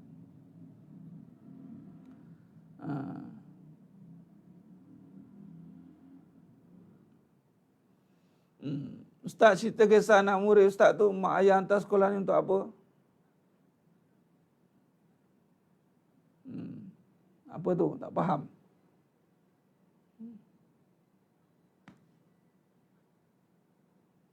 Laki keras-keras ada juga sifat kelembutannya. Dah sudah pasti. Sebab sebelum keras, dari asalnya lembut. Dia tak ada tiba-tiba keras. Ais itu menjadi keras. Kayu menjadi keras. Semuanya bermula daripada cair. Cair keras. Malah semuanya pada zarah. Sifat kelembutan ada pada semua perkara sebenarnya. Keras itu setelah diberhentikan fizikalnya. Asalnya itu lembut sebenarnya. Jadi tak ada istilah keras sebenarnya. Semuanya ada kelembutan. Nah, Allahumma salli ala Muhammad. Biasa diam je, pujuk anak je, ayah tegur sebab nak suruh jadi anak soleh. Dah betul lah tu. Tapi biasa kita melintas dalam hati kan. Oh, dengan anak ni kita gini. Oh, dengan anak dia biar dia. Tu timbul soalan tadi. Puan Siti Nurul. Jangan timbulkan lagi persoalan begitu. Padamkan. Tak perlu lagi disoal-soal kenapa. Tugas kita berhadapan dengan situasi itu dengan iman di dada. Khalas. Ingat, berhadapan dengan situasi dengan iman di dada. Macam inilah yang kita bahaskan malam ni, insya-Allah. Allahumma salli ala Muhammad wa ala. Dah habis dah. Khair.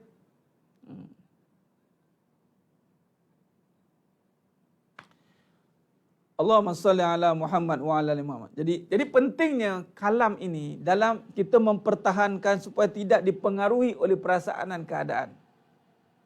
Jangan. Perasaan dan keadaan cuba untuk menggoncang iman sehingga kalam kita berpaling daripada kebenaran. Sehingga berpaling kita daripada kebenaran. Allahumma salli ala Muhammad.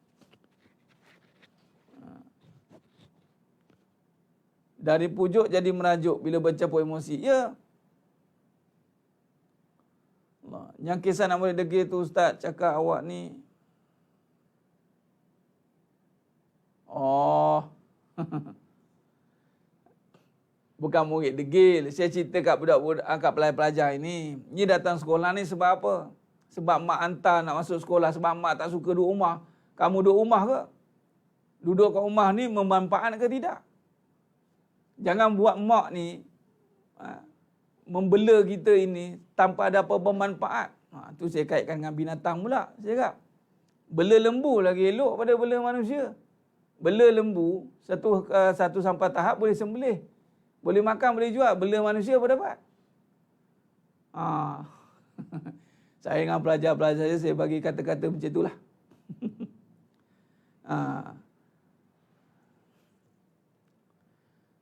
Macam mana Ustaz bila ramai yang minta pandangan tapi tak tahu nak bagi nasihat? Tengok tajuk apa yang diminta pandangan. InsyaAllah, bismillah dengan nama Allah. Bagilah nasihat semampunya. Itu antara hak manusia.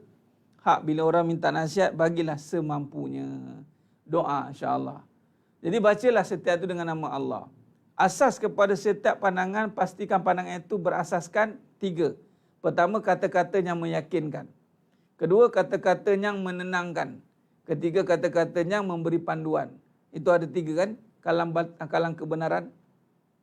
Meyakinkan kita, bila ada masalah orang minta pandangan, jangan kita timbulkan persoalan. Oh iya ke? Rasa kan, dia, orang tu daripada nak firm jadi keliru. Jangan. Macam tu tadi, Puan Anissa. Cuba tengok. Bila dia tanya apa pandangan Ustaz? Okay, pertama kita jawab dengan kebenaran. Bagi dia yakin dengan bahawa, jaga solat ni penting.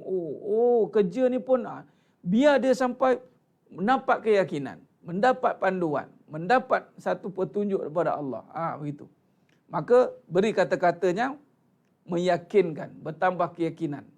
Kalau tak mampu lagi, maka cukup kita berkata dengan bersandarkan apa yang telah kita pelajari. Ambil balik, ini hanya Ustaz cakap macam ni. Ada sebenarnya ini bercakap macam ni, itu lebih baik kan. Kita ambil ni kod-kod pengajian, sampaikan balik. Betul tu, soalan kamu ni sama macam aku belajar dulu. Saya belajar dulu macam ni. Dengan Ustaz ni cakap macam ni, jawab balik kat dia. Okey. Allahumma salli ala Muhammad wa ala ali Muhammad. Khair.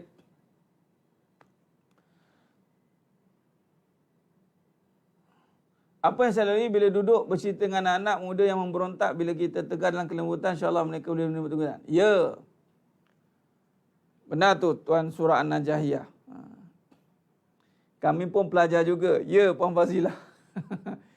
Tu yang kena juga tu kan. Masya-Allah. Allahu Akbar. Pandangan jangan jadi punah sihat. InsyaAllah yang mengaji hakikat ke depan lisanul haq, jangan jadi punah sihat. Jangan jadi orang yang membawa kalam ni. Nanti kita akan masuk perbincangan. Saya nak akan ambil contoh-contoh kalam. Lepas ni saya akan detail. Lepas pada ini tajuk yang saya akan bawa selepas pada perbahasan ini. Ni ada sambungan lagi ni. Saya nak bagi contoh-contoh kalam-kalam yang orang bagi nasihat. Banyak kadang-kadang kat page. Kalam-kalam macam tip-tip. Itu bercampur aduk. Sebab kita mengkaji. Kita boleh trace. Kadang-kadang orang dengar macam sedap je perkataan itu. Tapi asasnya terpesong.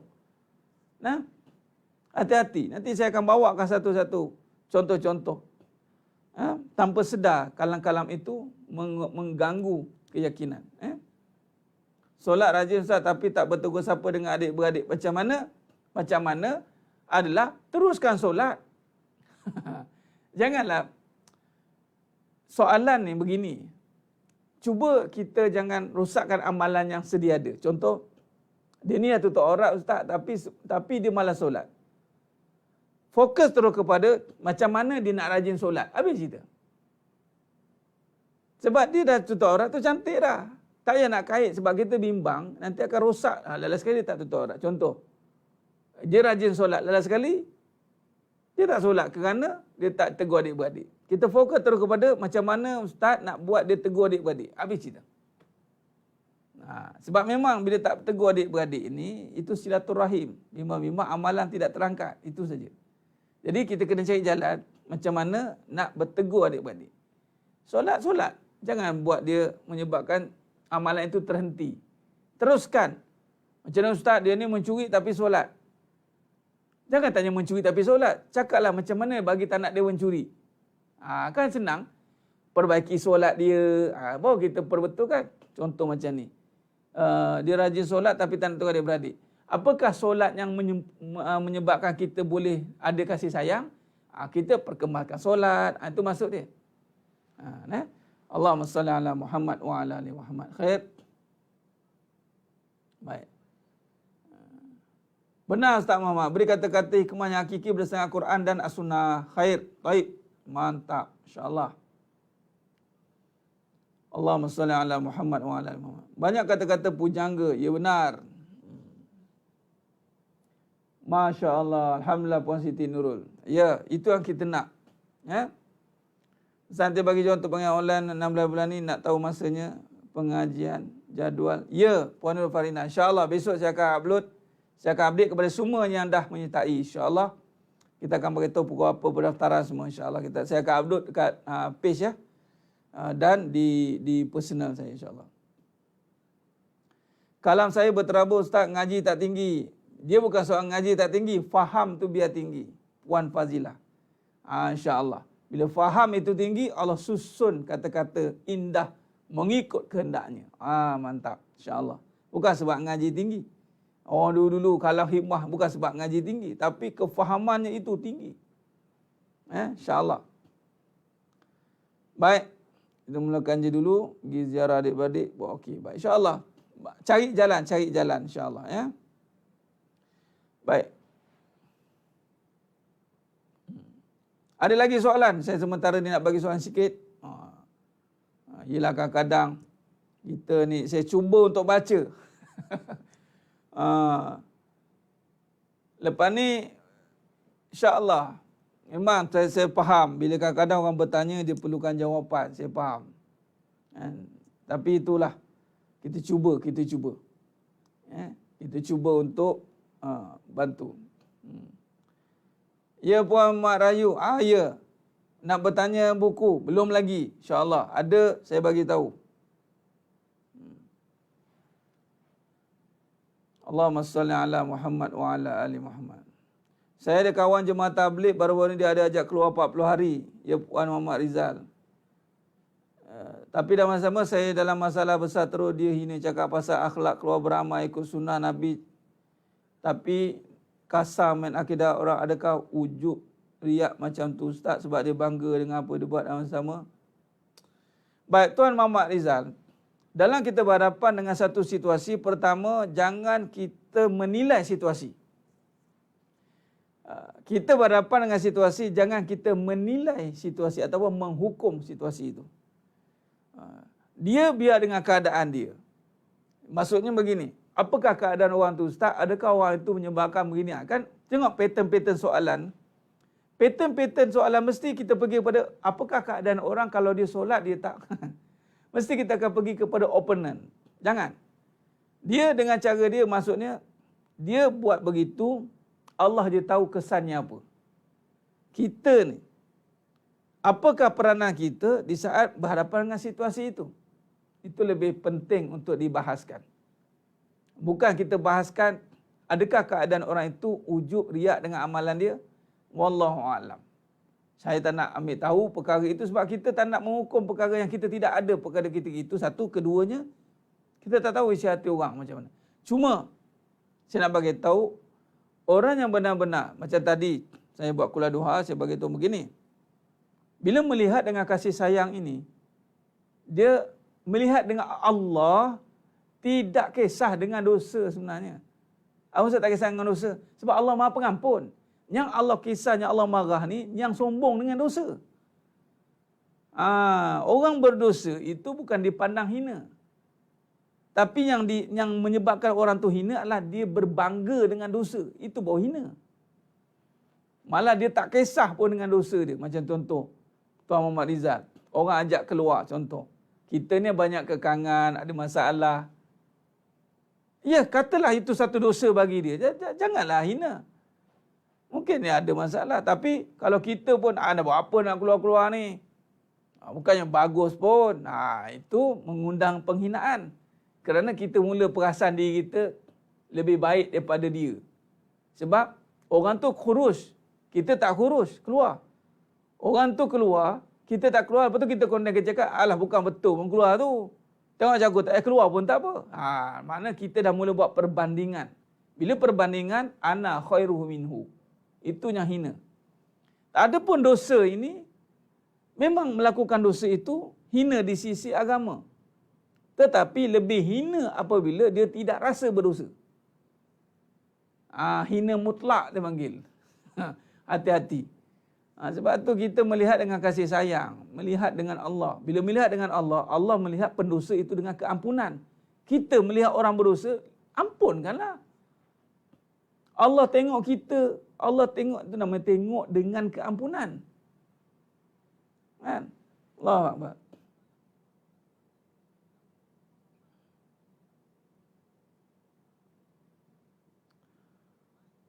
Allah.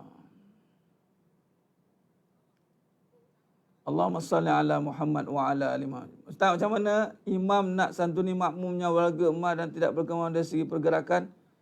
Dalam bab imam ni dia kena hikmah. Sebab tu nak solat dia kena tengok ke belakang. Dia kena tengok makmum ni kategori mana. Jadi Nabi kata sederhana, tidak memberatkan solat itu. Allahumma salli ala Muhammad. Khair.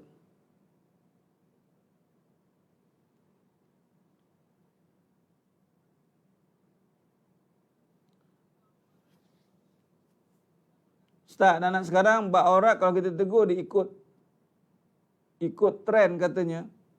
Kita sebagai ibu ada kuasa, gunakan kuasa. Habis cerita. Bukan buat bincang dah. Buat tindakan. Suami ada kuasa, isteri ada kuasa. Isteri ada kuasa atas anak-anak. Suami ada kuasa atas isteri dan anak-anak. Bukan bawa bincang. Bukan buat bincang. Buat tindakan terus. Abi tak suka. Umi tak suka baju ni. Nak Umi bakar ke? Tukar. Tukar. Dah. Dia berontak tak berontak, doa pada Allah. Ya Allah, aku menegakkan kalimah hukummu, Ya Allah. Bantu aku, Ya Allah. Dah. Jangan kita menegosiate dengan benda yang terang-terang salah di sisi agama. Khair. Allahumma salli ala Muhammad wa ala ali Muhammad. Ada orang guna agama sepura-sepura nak dengar yang dia suka je. Kalau kena titik tak nak dengar. Biarlah orangnya separuh-separuh. Jangan kitanya separuh-separuh. Puan Sakinah Jusuf. Itu saja. Itu jawapan dia. Allahu Akbar. Dan memanglah itu adatnya.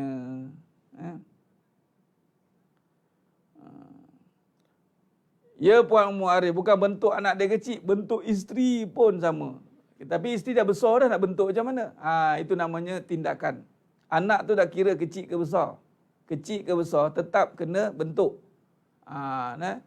Sama dengan isteri. Isteri pun dah besar dah dia tu. Kahwin dah besar kan. Bukan kahwin dia kecil. Bila kahwin dah besar pun kena bentuk juga walaupun susah. Jadi caranya adalah arahan. Habis cerita. Dia panggil suruhan. Sebab tu bukannya perbincangan. Hukum-hukum ini bukannya perbincangan. Hukum itu suruhan. Bukan bincangkan. Dia tak ada istilah bincangkan untuk menutup aurat. Tak ada. Bincangkan untuk taat suami. Tak ada. Allah kata taat suami. Ati'ullah wa ati'ur rasul. Habis cerita. Allahumma salli ala Muhammad wa ala ali Muhammad. Tegur campur melawan. Tengok siapa tu. Tegur campur melawan, adakah dia tu anak kita atau isteri kita. Sebab tu kena ada hukuman, Tuan. Tuan Fazil Safi. Sebab apa ada hukuman? Sebab nak bagi pengajaran. Berdoa satu bab. Hukuman satu bab. Dan kita kena jangan terkesan dengan keadaan itu.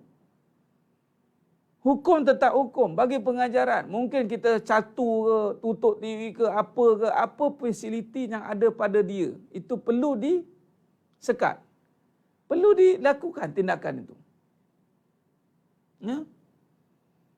Doa dengan tindakan. Allahumma salli ala Muhammad. Selalu cakap ke anak kalau nak kata umi jahat, cakaplah. Jangan begitu. Puan Ella Karmila, jangan ajak anak cakap macam tu. Tidak boleh mengata pada mak ni, cakaplah mak ni jahat. Dah. No, itu kalam batil. Tiada istilah jahat untuk menuruh perkara yang baik. Jangan mengiyakan kata anak-anak itu. Betul kan? Terus je. Ini bukan jahat, ni Allah suruh. Habis. Kadang-kadang itu perasaan. Kadang-kadang kita, yelah katakanlah, biar tak apalah. Tahulah mak ni macam mana. Sebenarnya mak nak ngebaikan untuk kamu. Tahu kamu cakap mak ni jahat. Jangan letakkan perkataan itu sebagai perbincangan. Tutup je. Tak payah kita ulang balik. Kalau dia cakap, kita padamkan. Allahumma salli ala Muhammad wa ala ali Muhammad. Baru cakap salah.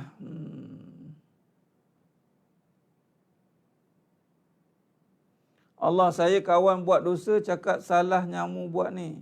Lepas tu dia start marah-marah. Tak boleh terima. Kalau boleh terima, senanglah dakwah Nabi. Puan Rosmini Aiza. Kalau boleh terima, tak perlu Nabi kena baling batu di Taif. Kalau boleh terima senang, tak perlu Nabi terpaksa berperang. Kan? Itulah adat perjuangan. Adat kita menyebarkan kebenaran. Cuma kita janganlah berhenti menyebarkan. Itu saja. Okey? Syaratnya jangan berhenti menyebarkan dan jangan berhenti kita perbetulkan diri. Dua tu. Baik. Allahumma salli ala Muhammad wa ala ali Muhammad. TV di rumah tak ada dah Ustaz, semua tak tengok TV. Ya, okey, baguslah tu. Baik. Bab TV tak ada ni bukan soalnya tak bagi tengok TV. Kita nak anak kita ni bukan sebab tak ada TV, tapi sebab dia faham menguruskan TV. Okey? Pelajar-pelajar saya ni, dia bagi bawa handphone kat datang sekolah. Jangan main-main. Kau kasih bawa handphone Ustaz. Sebab apa? Saya tanya balik. Sebab apa Ustaz kasih bawa handphone? Jawab. Bangun. Jawab. Terkebil-kebil. Seorang tu jawab apa? Sebab nak baca berita. Gelap habis semua. Sebab apa? Sebab nak cari maklumat. Sebab apa? Sebab apa? Sebab Ustaz tahu perangai kamu kat rumah macam mana. Satu, bocor habis. Nanti kan mak ayah ingat, tak kat sekolah tak didik. Rupanya perangai kat rumah bawa kat sekolah. Ni cara kat sini, Smairah macam tu. Di rumah bawa ke sekolah, nak tengok perangai dia kat mana. Satu. Yang kedua saya cakap, ustaz nak ajak antum semua mengurus handphone ini. Kalau ustaz nak kata haramkan, tidak haram. TV tak haram. Yang haram pengisian TV. Itu saja. Tapi jangan lari, jangan takut dengan dunia ini. Takutlah dengan Allah. Jadi uruskanlah dunia dengan cara takut dengan Allah. Bukan kita buang dunia tu. Faham? Itu cara dia. Akhirnya pelajar ni pun faham. Ya ustaz, supaya mereka tak terkejut. Kalau bisa kata saya tak bagi bawa kat sini, kat rumah dia pulun. Nanti parent bercakap, ustaz dekat sekolah tak didik ke pelajar ni, kat rumah balik pulun main handphone. Kena balik kat kita. Atau kaedah nak Allah bagi ilham ni tu. Lain sekali bawa ustaz tengok sampai bila kamu puas main handphone ni. Tu cara dia. Allahumma salli ala Muhammad wa ala ali Muhammad.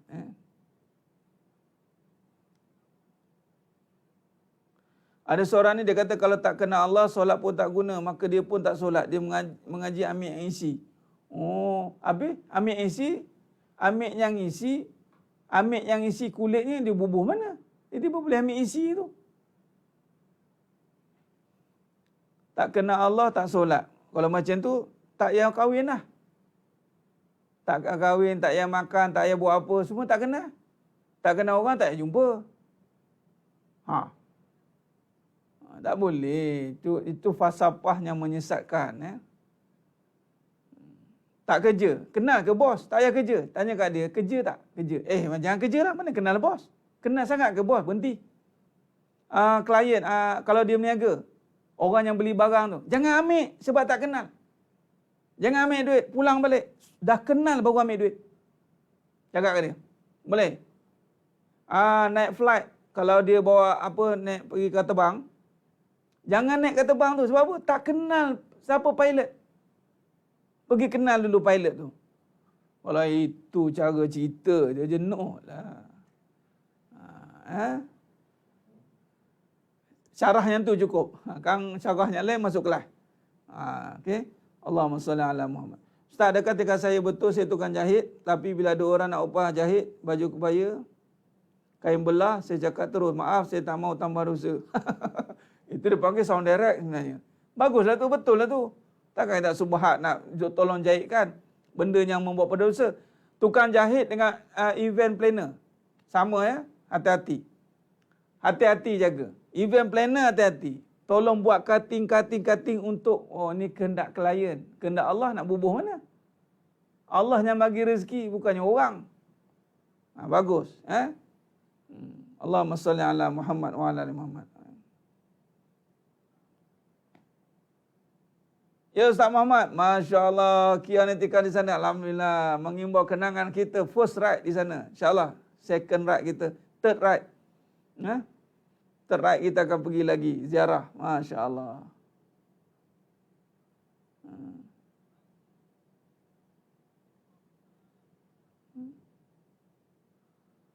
Allah Akbar.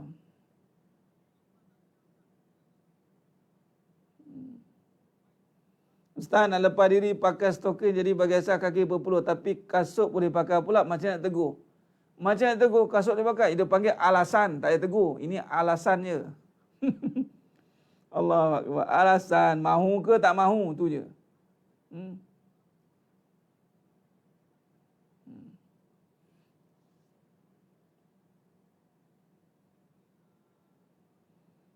Allah Akbar. Sama buat make up.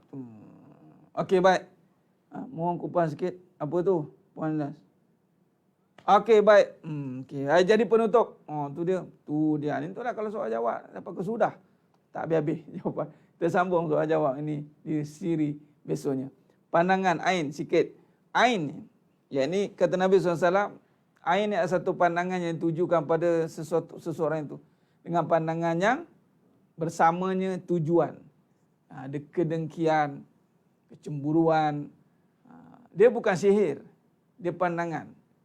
Dia tengok, sebab tu orang tua dulu kan, dia kata, jangan tayang-tayang anak, kan, anak cantik. Jangan sebut cantik. Dia ain ni kerana, dia yang lebih utamanya adalah kerana kita sebut tanpa ingat Allah. Itu Allah murka sebenarnya. Jadi dia panggil akan berlakunya kerosakan pada sebutan itu. Contoh rumah tangga yang bahagia. Jadi orang tengok iri. Tengok je. Dia tak ada niat nak hantar apa-apa pun dia tengok. Ingat dia seorang je. Ingat dia je kena ada. Dia pandangan itu akan merosakkan. Sebab tu antara sebabnya juga. Haranya akhir zaman ni apabila media masa ini mengizinkan kita untuk menayangkan apa yang kita ada. Sebab kita tak tahu keadaan orang luar tengok kita macam mana. Kita boleh bersangka baik melihat. Orang lain tak tahu bersangka baik pada kita. Itu dah ain. Jadi itu kita sambung besok insyaAllah. Besok saya syarahkan lebih terperinci sikit tentang ain. Besok, bukan besok, lusa. Besok kita tak ada kelas. InsyaAllah jadual saya akan keluarkan juga. Besok saya akan upload. Besok malam kita tak ada kelas. InsyaAllah kita jumpa lusa, hari Selasa. Terima kasih banyak atas luangan masa yang berikan sampai pukul 12 ni. Lepas geram ke ni? Mentang-mentang lah besok apa ni kan. Tapi alhamdulillah rezeki. Moga Allah berkati kita semua. Terima kasih banyak atas perhatian yang diberikan dan kerjasama yang diberikan. InsyaAllah moga-moga Allah rahmati kita. Allah memberikan manfaat atas perbincangan kita pada malam ini. Hanya Allah Ta'ala sajalah yang boleh menyempurnakan perbahasan insya-Allah. Moga-moga semuanya hadir pada malam ini secara online ini yang menonton semuanya insya-Allah Allah pilih kita untuk dimasukkan dalam syurganya tanpa hisap insya-Allah. Alhamdulillah. Maka dengan itu kita akhirkan perbincangan kita pada malam ini dengan aqulu qauli hadza wa astaghfirullah azim wa lakum wa bila taufiq wal hidayah. Wassalamualaikum warahmatullahi wabarakatuh. Kita tangguh dengan tasbih kafarah dan suratul asr. Subhanakallahumma wa bihamdik asyhadu an la ilaha illa anta astaghfiruka. Bismillahirrahmanirrahim. Wal 'asr innal insana lafi khusr illa alladhina amanu wa 'amilus shalihat wa tawassaw bil haqq wa tawassaw bis sabr. Wallahu a'lam bissawab. Takbir. Allahu akbar.